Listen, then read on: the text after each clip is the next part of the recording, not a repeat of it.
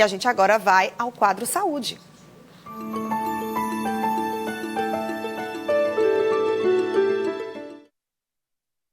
A cada 10 pacientes com doenças intestinais inflamatórias no Brasil, um sofre de doença de Crohn. E os principais sintomas são cólica abdominal, diarreia e até sangramento. A doença não tem cura, mas o paciente pode ter mais qualidade de vida se tiver acesso a um bom tratamento. O Vinícius recebeu o diagnóstico da doença de Crohn há 9 anos. Desde então, segue a vida com algumas restrições alimentares. Evitar o consumo de refrigerantes, de embutidos, comidas muito gordurosas, muito condimentadas e fazer uso de alimentações mais saudáveis, né? Dar preferência a alimentos cozidos, dar preferência a carnes brancas, alimentos que não são muito inflamatórios. Recentemente, Evaristo Costa foi hospitalizado em uma UTI na Inglaterra devido a uma crise relacionada à doença de Crohn. O jornalista foi diagnosticado com um quadro inflamatório intestinal há 4 anos. No Piauí existe até uma associação que auxilia e ampara os pacientes com a doença. É a Crohn BR.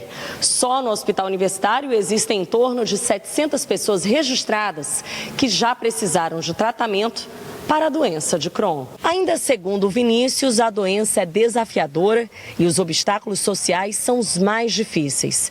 Hoje ele é autônomo, mas já chegou a perder o emprego durante o período em que estava em tratamento. Muita gente omite a situação que vive de saúde, né? Principalmente para concurso público ou até mesmo na iniciativa privada. Ainda não existe esse entendimento que as pessoas têm um período de remissão e o período de crise. E no período de crise, que é o momento que a gente está mais fragilizado, que as pessoas poderiam apoiar e muitas das vezes a pessoa acaba perdendo o emprego, a pessoa não entende direitinho e a gente queria um entendimento melhor da população. Conversar mais sobre esse tema aqui no estúdio.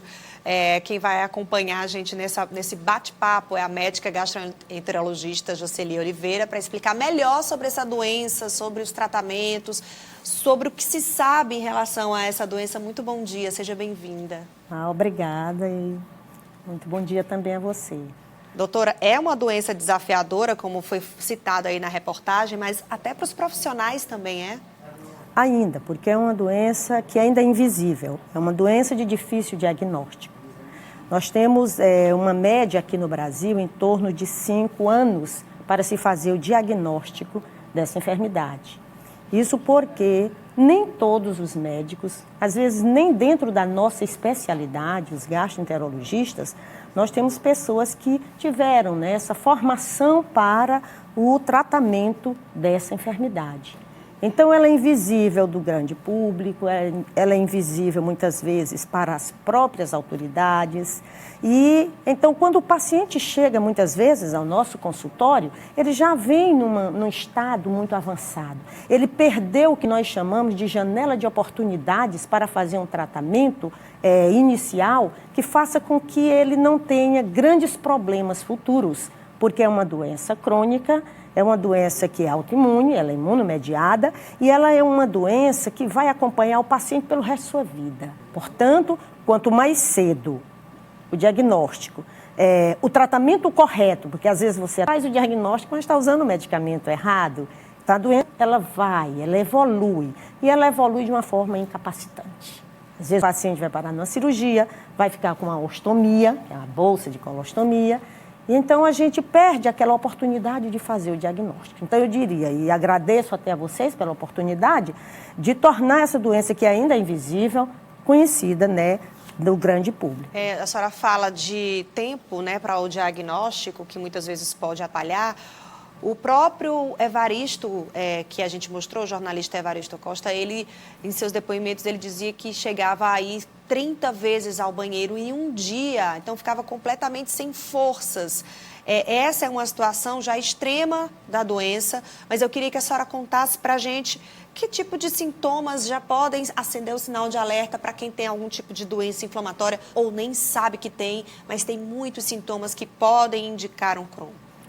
Bom, eu vi rapidamente o caso do Evaristo, mas ele teve um diagnóstico errado no início.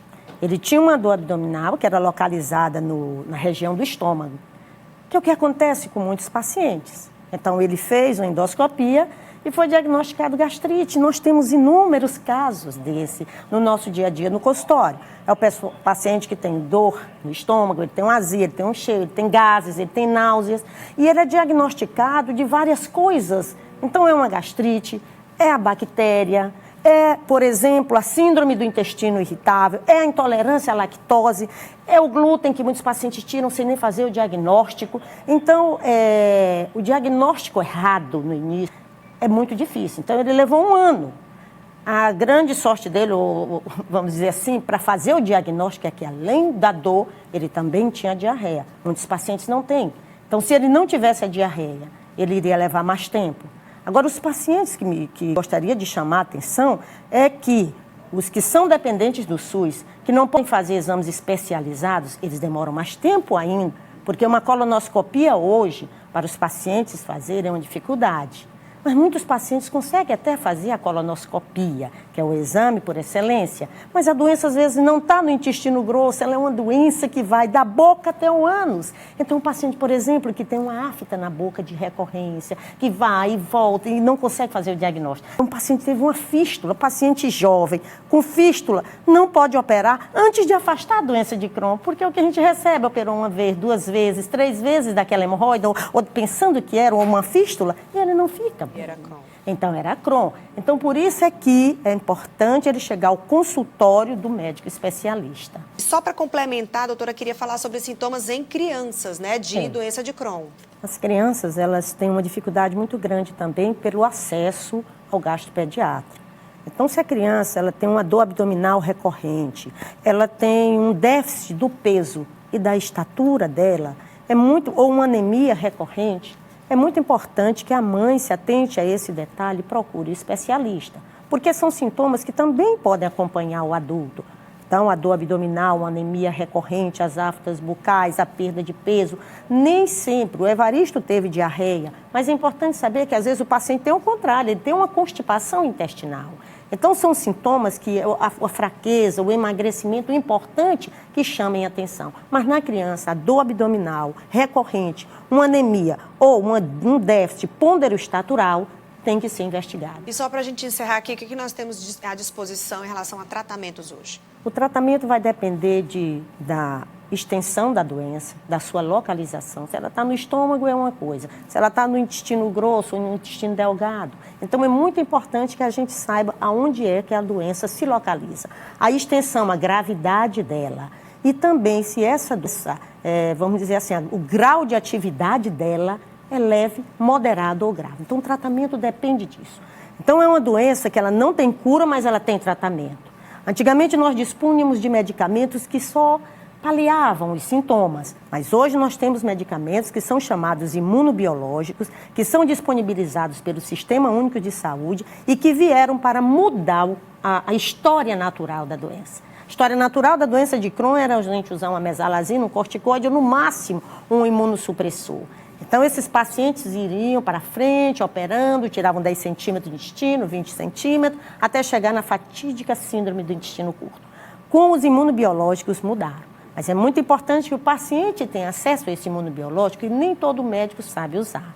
Portanto, é importante que ele esteja bem acompanhado para que o tratamento seja. Mas muitas vezes o paciente, o único tratamento que cabe a ele, dependendo do fenótipo, se é só inflamatório, o paciente pode ter estreitamento, aquele inflamamento estreito o intestino, já vai para a cirurgia. É cirúrgico o tratamento.